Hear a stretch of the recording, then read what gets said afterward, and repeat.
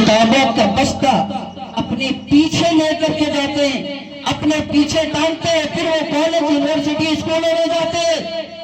لیکن یہیں پر دیکھ لیجئے، اس قرآن کو پیچھے نہیں لیتا ہے، نہ اس قرآن کو کسی بیگ میں لے کر کے اپنے پیٹھ پر ٹانگ لیتا ہے، بلکہ اس قرآن کو لینے کے بعد ایک جزدان میں رکھتا ہے، جزدان میں رکھنے کے بعد اس قرآن کو سینے سے لگا لیتا ہے، لگانے کے بعد وہ مدرسے کی طرف روانہ ہوتا ہے۔ میری نگاہوں نے دیکھا، میری نگاہوں نے جب اس چیز کو دیکھا تو میرے دل نے جواب دیا کہ یہ جو اسکول کے بچے ہوتے ہیں، جو یونیورسٹی کے بچے ہوتے ہیں، جو کالج میں جانے والے بچے ہوتے ہیں، اپنی دنیاوی کتابوں کو پیچھے لے کر اس وجہ سے جاتے ہیں کہ ان کی جو علم ہے، ان کا جو تعلیم ہے، یہ دنیا کے اندر رہ جائے گا، لیکن قرآن لے کر کے جو سینے سے لگا کر کے مدرسے میں جاتے ہیں، اس سے ظاہر ہوتا ہے یہ قرآن کی تعلیم ہے تو دنیا کے اندر بھی کام آئے گی۔ نعرے تکبیر، اللہ اکبر، بھائی آپ بلند آواز سے بولیں، نعرے رسالت، یا رسول اللہ، نعرے رسالت، یا رسول اللہ، مسلک اعلی حضرت، بات مسلک اعلی حضرت، زندہ باد، شادی خانہ آبادی، نعرے تکبیر، اللہ اکبر، رسالت۔ یا رسول اللہ۔ آپ کی آواز بہت بلند آواز سے بولو، آپ کو کھانا نہیں کھایا کیا ہوگا؟ بولا جائے۔ اور وہ قرآن آپ ہی کھانا جس نہ کی کھائے گا ایک حرف کو بدلنے کے لیے پوری کفار لگ گئی، لیکن ایک میری ان تمام باتوں کا مقصد یہ ہے کہ آپ اپنے بچوں کو انگلش پڑھاؤ، ڈاکٹر بناؤ، انجینئر بناؤ، جتنا پڑھانا ہے اتنا پڑھاؤ، لیکن کم سے کم اپنے بچے کو اتنا قابل بناؤ اور دین کا اتنا علم دو کہ جب تم مر جاؤ، جب تمہارا انتقال ہو جائے تو تمہارا جنازہ پڑھانے کی وہ قابل ہو، کیونکہ جنازے کا سب سے زیادہ حقدار خود کا بیٹا ہوا کرتا۔ تو میں نے خطبہ کی مضمون کے بعد حدیث پاک کا ایک ٹکڑا آپ حضرات کے سامنے پیش کیا۔ اب آؤ میں آپ کو اپنے موضوع کی طرف لے کر کے چلتا ہوں۔ میں نے حدیث پاک پڑھی تھی، النکاح من سنتی فمن رغب عن سنتی فلیس منی۔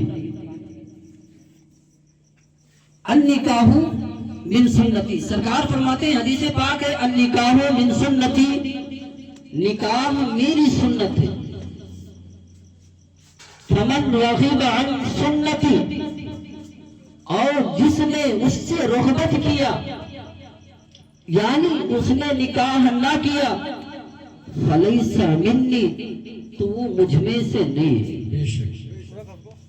ہے۔ فمن رغب عن سنتی، جس نے وہ مجھ سے نہیں ہے،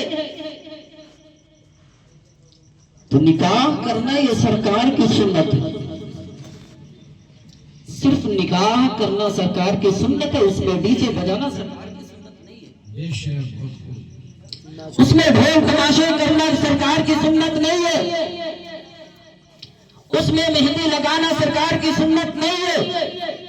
کسی حدیث پاک سے ثابت نہیں ہے کہ شادی کے اندر دولہا مہندی لگا سکتا ہے، کسی حدیث پاک کے اندر یہ موجود نہیں ہے کہ شادی کے موقع پر ڈی جے بجایا جائے، کسی قرآن کے اندر یا کسی حدیث کے اندر یہ ثابت نہیں ہے کہ ہلدی کا رسم اپنے گھروں میں منایا جائے، کسی قرآن کے اندر یہ موجود نہیں ہے، قرآن کے اندر یہ چیز موجود نہیں ہے، حدیث پاک کے اندر یہ موجود نہیں ہے کہ ہم شادی کے نام پر، نکاح کے نام پر دنیا کی خرافاتوں میں مبتلا رہے۔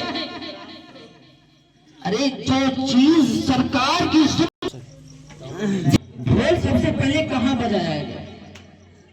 لوگ کہتے ہیں کہ ہم ڈھول بجاتے ہیں، تماشا کرتے ہیں محرم میں یا شادیوں میں کرتے ہیں، یہ اعلان کرتے ہیں کہ ہم امام حسین کے چاہنے والے، ہم امام حسین کے ماننے والے۔ ذرا یہ بتاؤ امام حسین کی یاد صرف ڈھول تماشوں سے منائی جاتی ہے یا شادی جو ہے، نکاح جو سرکار کی سنت ہے، اس کا جو ہے اعلان ہم صرف ڈھول تماشے سے کرتے ہیں؟ میں بتاؤں ڈھول کا ایجاد کہاں سے ہوا؟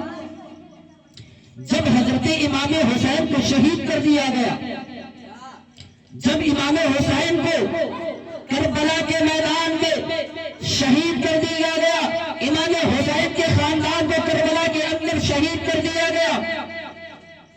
اور جب امام حسین کے سر مبارکہ کو نیزے پہ رکھ کر کے وہ یزیدی لے کر کے چلے تھے، جب امام حسین کے سر مبارکہ کو کربلا سے لے کر کے وہ چلے تھے تو ڈھول تماشا ان لوگوں نے کیا تھا. امام حسین کے سر مبارکہ کو نیزے پہ لٹکائے ہوئے تھے، ڈھول تماشے وہ کر رہے تھے. اب آؤ میں بتاؤں کہ امام حسین کی یاد کیسے منائی جاتی ہے. جب وہ جو ہے امام حسین کے سر مبارکہ کو لے کر چلے تھے تو ڈھول تماشا یزید بجا رہے تھے، لیکن امام حسین کا سر مبارک جو نیزے پہ لٹکا ہوا تھا وہ نہ ڈھول تماشا کر رہا تھا بلکہ اللہ کے قرآن کی تلاوت کرتا ہوا چلا رہا تھا. بے شک اللہ اکبر رسالت یا رسول اللہ نسل کے اعلیٰ حضرت زندہ باد. تشریف میلاد النبی نعرہ تکبیر سبحان اللہ. بے شک اب بتاؤ، یزید جب حسین کے سر مبارکہ کو لے کر چلے تو ڈھول تماشا کر رہے تھے اور امام حسین کا سر مبارکہ نیزے پہ لٹک کر کے بھی قرآن کی تلاوت کر رہا تھا. اب بتاؤ، ڈھول بجانے والا تماشا کرنے والا حسین ہی ہے. آیا سمجھ میں نا؟ اگر ڈھول بجانا حسین کی سنت ہے تو لاؤ ثابت کرو. کہاں سے سنت ہے؟ لوگ کہتے ہیں ڈھول نہ بجایا جائے تو معلوم نہیں ہوتا کہ شادی ہے کہ نہیں ہے. ڈھول بجایا نہ جائے تو معلوم نہیں پڑتی ہے بارات جا رہی ہے.